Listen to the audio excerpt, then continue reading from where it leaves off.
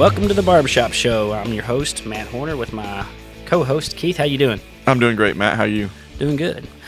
Kind of rested and feeling more manly after a weekend getaway with the guys. Yes. Yeah, no gals, just men in the woods and guns and wildlife and... Maybe a little bit of alcohol. Yeah, a little. And a lot of great food. Uh-huh. I was cigars. With you. Uh-huh. Yeah. Yeah. It's kind of nice to have a men's getaway. When you finally do it, you're thinking, man, this is nice. The whole morning before going, I was like a little kid, just giddy, all excited. Like you could have just cussed me out, stole money from me, and I didn't care. I'd have been like, yeah. I'm going on a men's weekend. But it'd been a while, been over a year or so, probably almost 2 years since I'd really gone on a men's weekend. So it's funny, you love them so much, but we hardly do them. Mm-hmm. And today's show is about the importance of doing men's trips and why it's important. Yeah. So, anyway, what do you think? Why do you think it's important to go on these trips? Well, I think that men need to experience the company of nature. You know, just being out in the sticks. Yeah, seeing creation, seeing... It's funny, I heard some guy say... we were in this huge ranch, thousands of acres, beautiful views. It seemed so huge, so beautiful, but yet I still felt significant. Small but significant. And that's what sometimes this does. Yeah. Is that we were a part of a greater picture, but yet Heavenly Father sees us as something very important. And that's deep. Deep. That's Yeah. deep. That person who said that on this weekend was this guy, Matt Horner. He was a brilliant man. You quote yourself now? Yeah. I thought so. To get in the books, you got to quote yourself. Back in 72. Back in years ago, on December the 8th, 1981, the world was forever changed. Yeah. Two twin boys were brought into this world. Matt and Milton Horner. Milton. Yeah. Yeah. Matt and Milton. Yeah, my twin brother.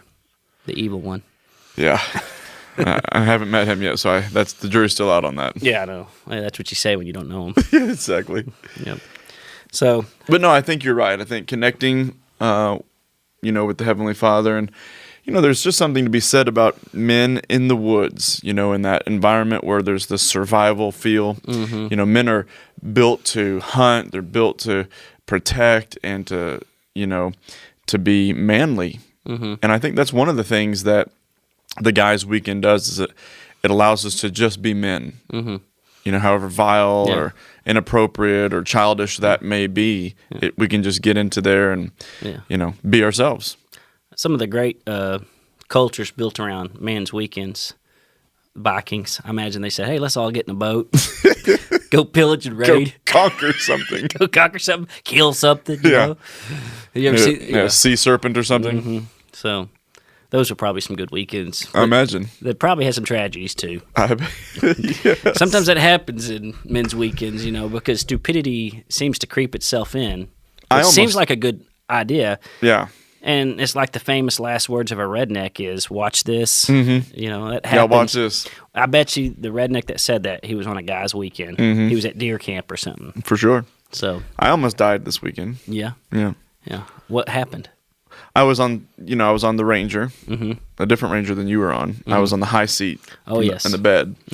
And we got into this tricky area, and there was this huge ravine on the right side, probably a 20-foot drop. And the Ranger was top heavy, and we fell into this little trench thing in the road, and it was definitely tipping over. I don't know how it stopped. I think it was an angel pushed on the thing because I was about to fall 20 feet, and then the Ranger would have fallen on top of me. So I was me and another guy. Pretty fortunate. Yeah, the guy in the front seat, passenger seat, was also, we... Once again, it brings you back to creation. You were created to be taken out of this world. From dust you're taken, and to dust you'll return. Yeah. That's what's great about this is you feel like you tasted death or danger. Yeah. And that's what you want, like in a great hunting story, or a guy who's out hunting and gets, defeats a bear before he's mauled, or wolves, or there's a survival component. There's a survival component, a risk. And that's what makes it tantalizing. Yep. Yeah. It's a lot different than women's weekends. My wife will go to some hill country town like Fredericksburg and have a wine tour and get pedicures, and that's great for women. Women need to have their women weekend, and they do. It's funny because in today's world, they try to make it such a gender-neutral world that women should like what men like and men should like what women like. Sure. But we are created differently.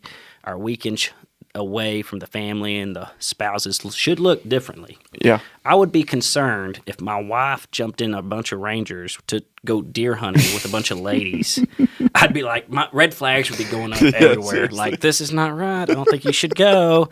And if I went with a bunch of guys to go get pedicures and go on a wine tour, I'd be like, this is not this shouldn't be that way. Definitely strange. So we definitely need them. I think our culture says, doesn't speak them enough, but work and life and children, marriage seems to kind of stop that, because in a healthy relationship, you're often giving, and to do a men's weekend away means, for you to give to yourself. Yeah, I agree. So, I think another important thing along those same lines is if you have boys at home, spending man time with the boys. Yeah. Taking them on a camping trip and so on. Yeah. So I've been talking to my boys about taking them on a camping trip. So yeah. Need to do that. But I think you also need to have it with just your guy friends. Oh, sure. Yeah, so definitely. You can, I don't feel like smoking cigars at deer camp with my sons. It's kind of like, if I see them smoking cigars, I'm going to be like rolling my eyes like, I wish you wouldn't do that. But yeah, I'm with you. There's two different deals. I have two different standards. It's the with or without, the with and without you standard. But going back to the weekend trip, there's always fun, scary stories. So y'all were riding, went across a ravine. It tilted up on two tires. Yeah, it was. It was dangling. Dangling. I do feel people like started it was pouncing off like rats on a sinking ship. Yeah, they were scrambling. Some of them didn't even know what was happening because they weren't. About the time y'all are pouncing off, I'm coming over the hill seeing y'all. And, just the looks in your buddy's eyes were big, like, it almost happened. It almost happened. It was this close. Yeah, we almost. The pucker factor was real. Oh, my goodness. I was shaking. Yeah. So that stuff happens, but then it's a story, and then it's with men. It's funny. Seconds later, you're just laughing, slapping each other on the back, thinking, "We almost died." Awesome. Young boys say, "Do it again." Older men is like, "That was close." Yeah. Can we? That's the difference when you starting to, as a young child, it's like, "Okay, next time we go faster." Right. Yeah. Exactly. Let's see if we can hit this thing. Yeah. Older men is like, "Okay, that was close. I've seen dead people. Yeah. They don't come back." It's not like the TV. Well, not where we were. It's not like help would have been, right down the road anyway. Yeah. Funny stories. There's lots of funny stories. In the barbershop, guys come back from deer camp or backpacking or fly fishing or whatever they go do, and they come back with funny stories. Well, I got a story here, and that comes with men's retreats. There's some guys at deer camp south of town here where my barbershop is, and I'm on the volunteer fire department, and we get a call in that there's a house on fire south of town. It's ways out, like 10 miles. So when you're like 10 miles south of town from the fire department, by the time we're getting there, you might as well just stand out and let the thing burn down, because 10 minutes in a house fire is a long time. Yeah.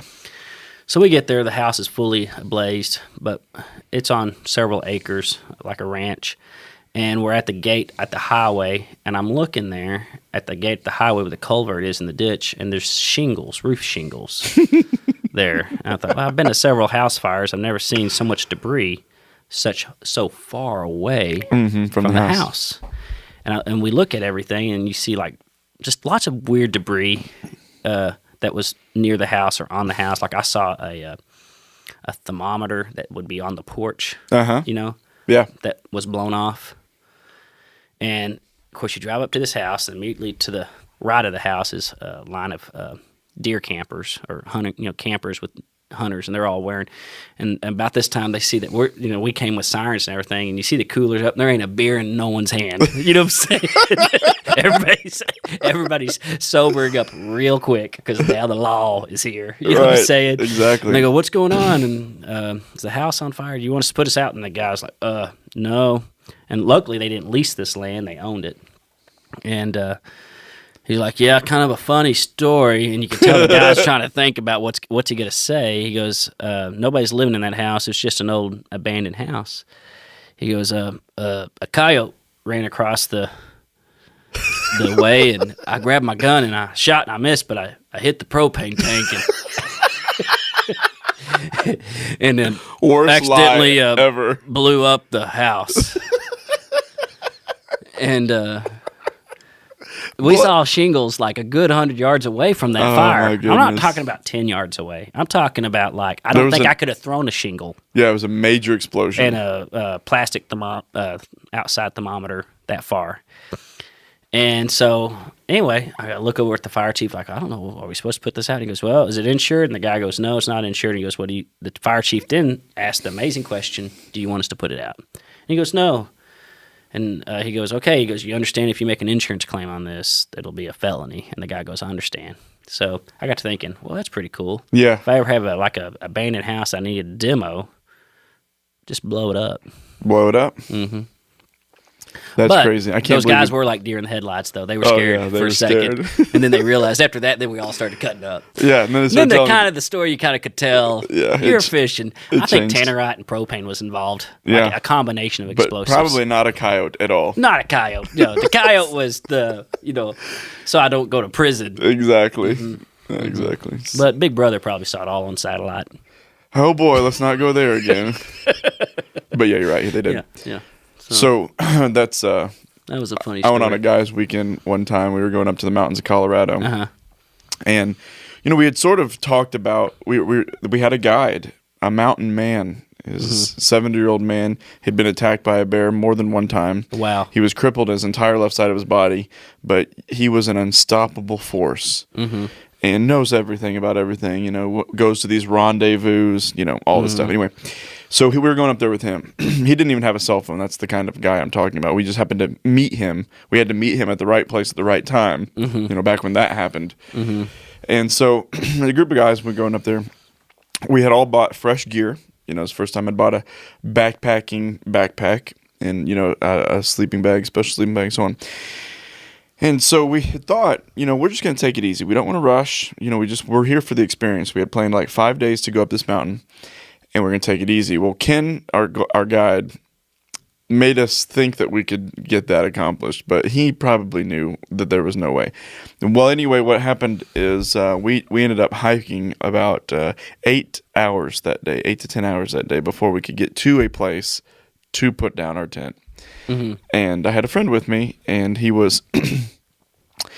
had this pack, which was heavy enough, but then he had this humongous flannel sleeping bag that he couldn't put on his pack. He didn't want to buy a nicer, more compact sleeping bag. He wanted to use a sleeping bag. And it was so heavy and bulky, he had to carry it in one of his hands the entire hike. Yeah. And you're going to have 5 days of carrying a backpack. He was sick of it. Mm-hmm. And there was one point on the trail, and it had been raining on us, almost all day. So now it's getting wet. It's pretty nasty. Yeah. And he threw his sleeping bag on the ground and threw his pack on the ground and said, that's it. I'm leaving it here. I don't care where I sleep. Yeah. And we're in the middle of this Colorado mountain. Like, you're not just going to throw your pack in the ground. What are you going to sleep in? Yeah. It's not going to be like... It ain't going to get easier, buddy. Yeah, it's not going to be 80 degrees tonight outside. Mm-hmm. So anyway, believe it or not, me and another person went all the way up to base camp where we ended up staying, and then came back to get his pack. Mm. And that was pretty funny. Pretty intense. Yeah. It was funny later. At the time, as we were running back down the mountain to get this guy's pack that we had already gotten up, it was pretty annoying. I once started 2 campouts. I started grass fires. So I've learned now that I'm older. Mm-hmm. I'm still going to blow stuff up. Yeah, the last grass fire was last year, wasn't it? Yeah, it was like last year. Now that I'm older, you're older. We were shooting some tannerite at the tank dam, and I had took my cabinet shop guys who worked for me to go shoot because we had a good week. We'd go have fun on a Friday if it done well. And we laid this tannerite there, and I'm thinking, we're going to stick it in the mud right here at the base of the tank in the mud next to the pond or whatever. For those who don't know what a tank is, it's a pond. It's a pond. And we're going to blow it up and watch this mud make a crater. Well, next to the mud was this tall grass on a steep tank dam. Mm-hmm. And fire travels real fast uphill. People don't think about that. Yeah. But if there's an elevation change, it goes even faster versus a flat coastal field. Sure. Which still goes, but you throw a vertical elevation on it, it goes even quicker. And, man, we shot that off, and it goes boom, and for the first second, we're like, ooh, yeah, laughing, giggling. And then we turn it, and we're all like giving each other high fives for that first second or maybe 3, and we turn back and look. And what made us all turn back and look was this roar. Oh, my goodness. The fire was already starting to make a noise, and it came up that tank dam quicker than you could think. And we all just, nobody even speaks. And the guys jump up. We were laying on our bellies on the upside of that tank dam, shooting down. The fire's coming towards us. Oh, my goodness. And we start stepping and getting. Stomping. And it was tall grass, so typically whatever the fuel is can be 3 times greater. So if you have a foot of grass, you could have anywhere from 3 to 4 foot of flames. Mm-hmm. You see what I'm saying? I do see. So, it was hot, and I remember we lost some shoelaces. Some of our pants kind of got ruined because of the, hems got kind of singed and frayed and stuff. And I didn't think we were going to get it out. And we had brought a blanket to lay the guns on to keep them out of the dirt. Okay. And I snatched up that blanket, and I ran to that pond, and I trenched that blanket in the water, and I got a wet blanket, and then that really stopped it. But I remember at a point I thought, here I am, a volunteer firefighter, about to have to call the fire department to come put out another fire for a second time. Because I've had to do it once before where I had to call the fire department. Pretty embarrassing. That is pretty embarrassing. Yeah. As a fellow firefighter, when they show up on your place and they're just rolling their eyes at you, you feel this big. Yeah, exactly. So. That's funny. It's funny. But it's memorable. So then I know. And the warning was on the tannerite or the explosive target things. Do not put near high flammable or anything items that will can cause fire. So that's pretty crazy. They put it on there, but you had to do it. And they put that on there for the dumb people. Yeah, apparently. Stupid people who those who read the warning. They don't put them there if it didn't happen. So we were up in mountain in Washington State, and it's me and my boys and my brother-in-law. And we woke up the next morning after we hiked all night, and everybody had to do their business, right? Mm-hmm. So I was the first one, and I did my business, no big deal. Dropped a deuce over there in the woods. Yep. Okay, so here comes my my firstborn, and he's 11, and I told him what to do, and he's been on mission trips before, so he knows how to squat and everything, right? Yeah. So I told him he's got to dig a hole and then, bury it. Mm-hmm. So he did, and I start hearing him yell for me, and I was like, "What's going on?" And I went over there, and he's being swarmed by bees. Oh gosh. He decided to take a dump right in these bees' backyard. Oh man. And so when he stuck that shovel in, so they're swarming him. And I ran over there, and he's standing still, and he doesn't have any pants on. A bee sting to the wiener is going to hurt. Where is your pants? He's like, well, I took them off. I didn't want to get anything on them. I was like, run. I got something to add to this story after you're done. That's it. I told him he got out of there, and I got stung a couple times, and he got stung right there on the rear end. It was very funny. That is funny. So I was a lot younger than 11, but my dad took his sons fishing for a weekend camp out. I was probably first grade or so, but I was experiencing for the first time going out and pooping in the woods. So I go over there and I pull down my pants and I squat and let one go, and I don't realize it, but as I stand up to pull my pants up, I step in it with my heels of my boots. You know what I'm saying? I feel fine. I don't catch that I have stepped in my own poop and that I am tracking it. So I had poop clods on the back of my heels. My dad had a cabin tent. At that point, I thought I needed to go put the toilet paper back up in the tent.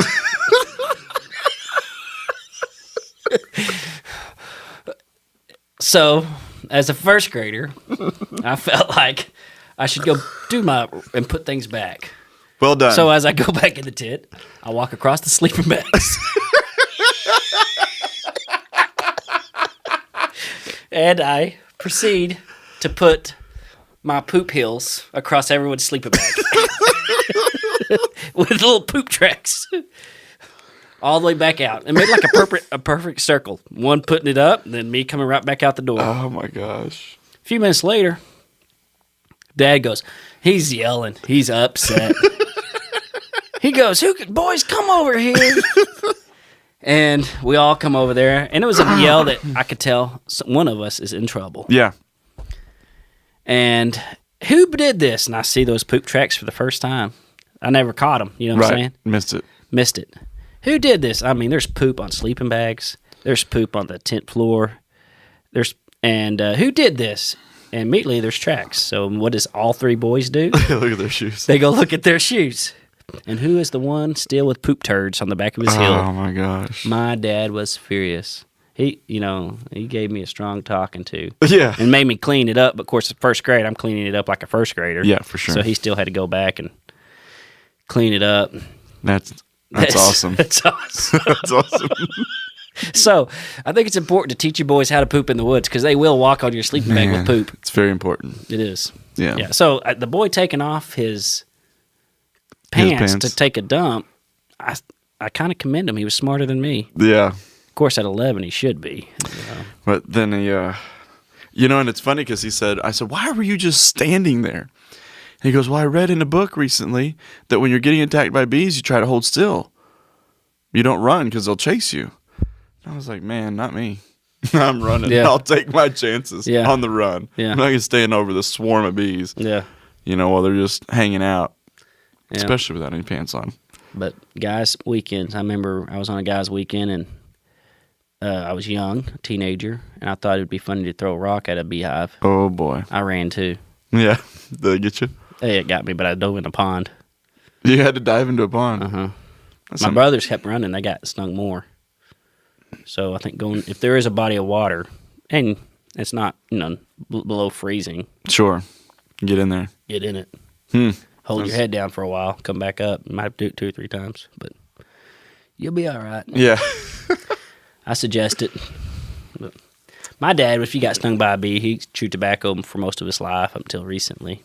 He'd be one of them, get a nasty thing of Rug Man, and it would suck the venom out of I think that's a bunch of malarkey. I've had tobacco put on all types of wasp bee stings. Others may say that little home remedy of chewed tobacco, making a compress and putting it on your sting, I think that just doesn't do anything. No, not at all. But these are things you learn on men weekend getaways. Yeah, you do learn a lot. You do learn a lot. Yeah. That's for sure. So you learn stuff when you go on men's weekend get-outs, and then you face danger. Yeah. You escape death. And you get to play with your toys. Mm-hmm. But one thing I realized after 4 days of this last weekend being with guys is that I miss my bed, I would like a shower, and I would like to see my wife. Yeah. On the way there, I'm ready to get away from my wife, my kids, and just kind of... That responsibility. Men's getaways give a perspective. All of a sudden, I'm coming home. I don't tell anybody this, but I'm sending all these gushy love texts to my wife. I miss you. I love you. Blah, blah, blah.